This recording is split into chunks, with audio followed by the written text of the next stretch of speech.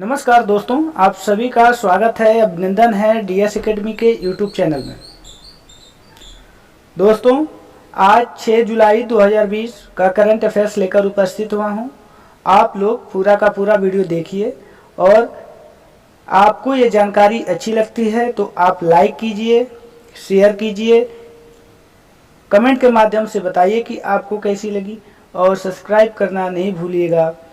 तो चलिए देखते हैं आज का पहला प्रश्न।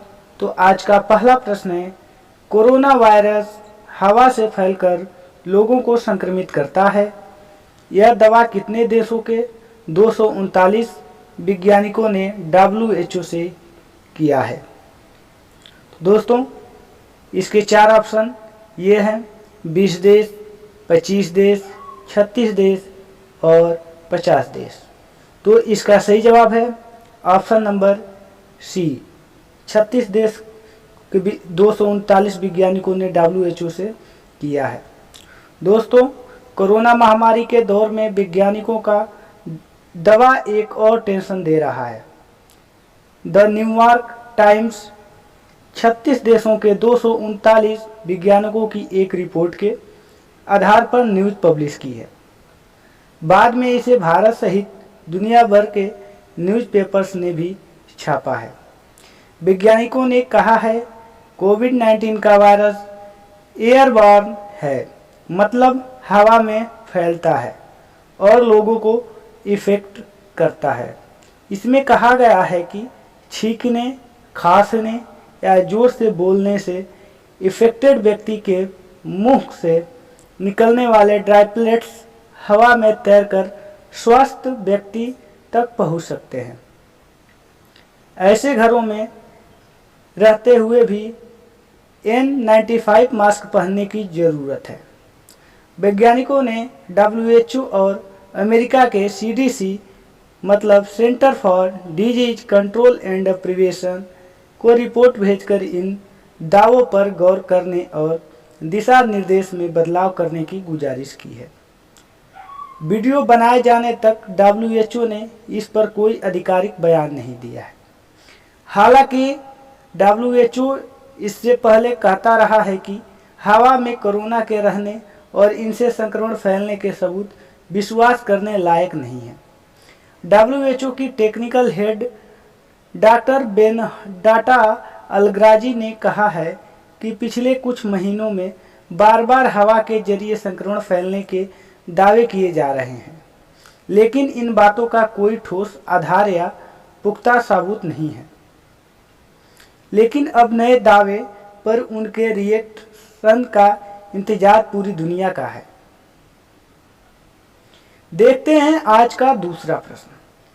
आज का दूसरा प्रश्न है कि कोरोना की दूसरी भारतीय वैक्सीन JCOV-D को drug controller general of India DCGI ने ह्यूमन ट्रायल की अनुमति दी।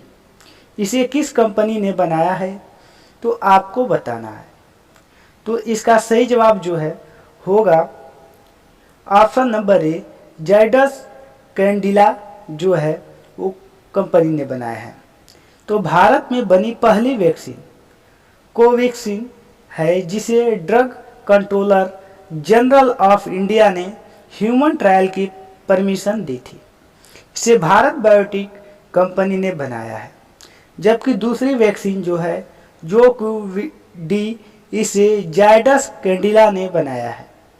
देश में और भी कई कंपनियां हैं जिन्होंने वैक्सीन डेवलप की हैं, लेकिन सिर्फ जाइडस कैडिला और भारत बायोटेक को ही ह्यूमन ट्रायल की परमिशन मिली है। दुनिया भर में अभी तक 140 वैक्सीन बनी हैं, जिनमें से 11 वैक्सीन ह्यूमन ट्रायल की परमिशन मिली है, जिनमें 2 भारतीय हैं।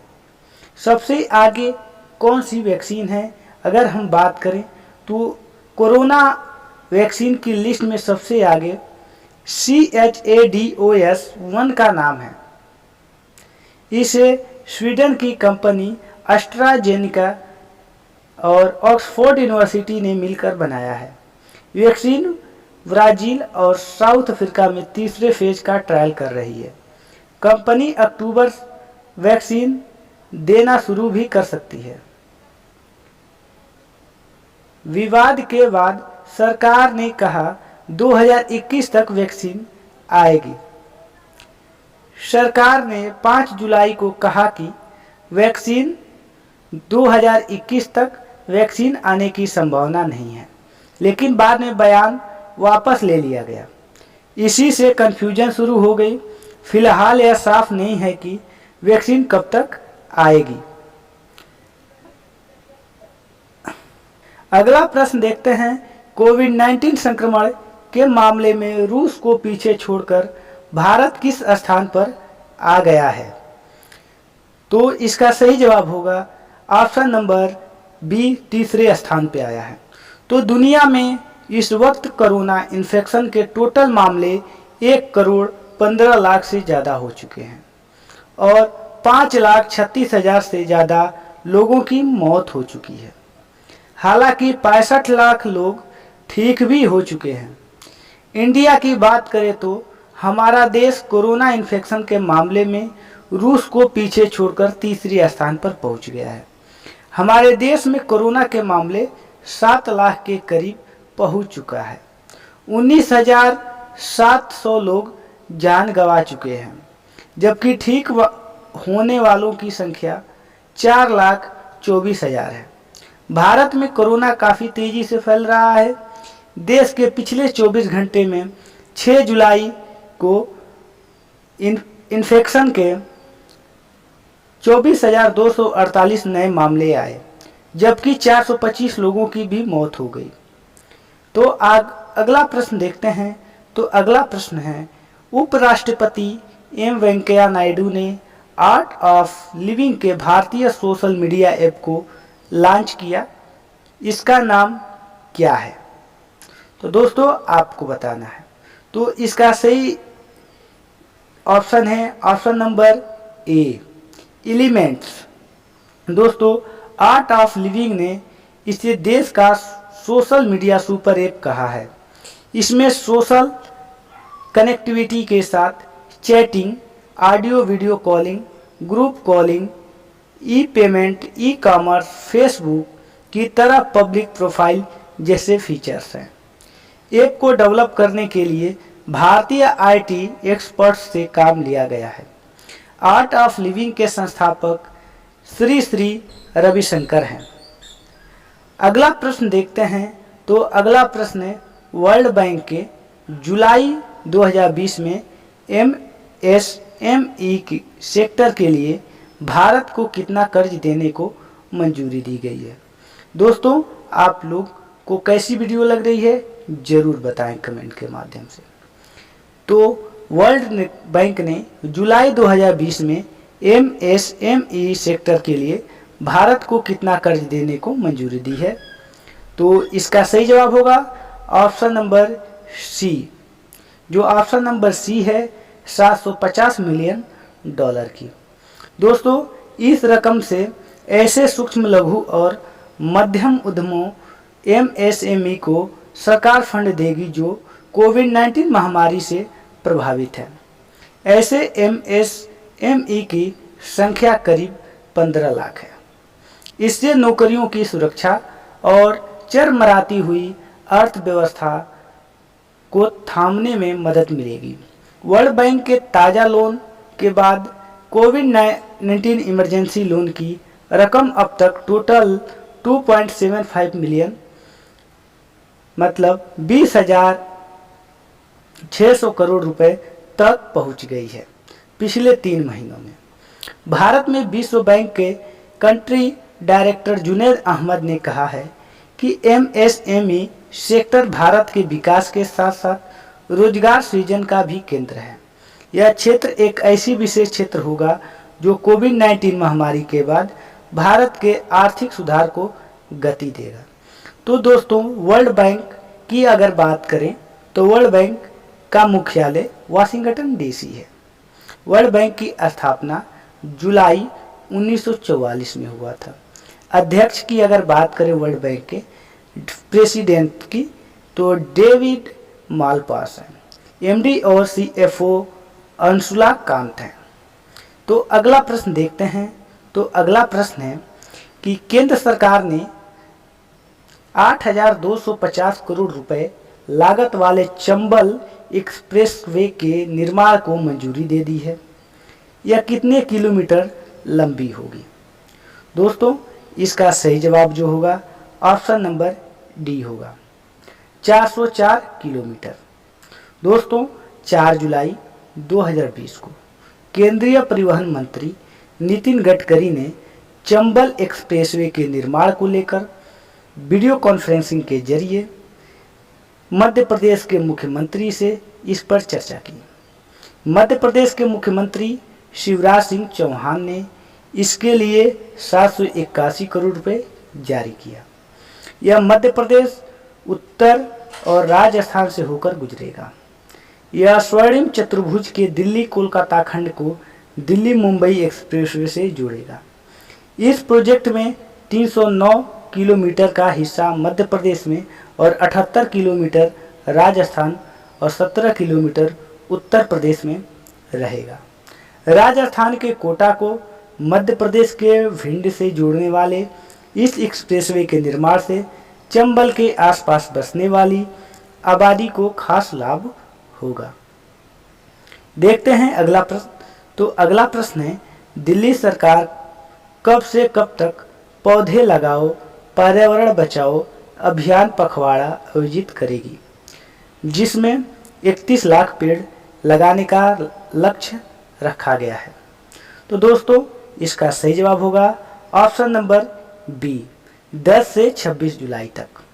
दोस्तों, दिल्ली के पर्यावरण मंत्री गोपाल राय ने कहा है कि केंद्र सरकार से 15 लाख पौधे लगाने का लक्ष्य मिला है, मगर हमने इसे 31 लाख रखा है।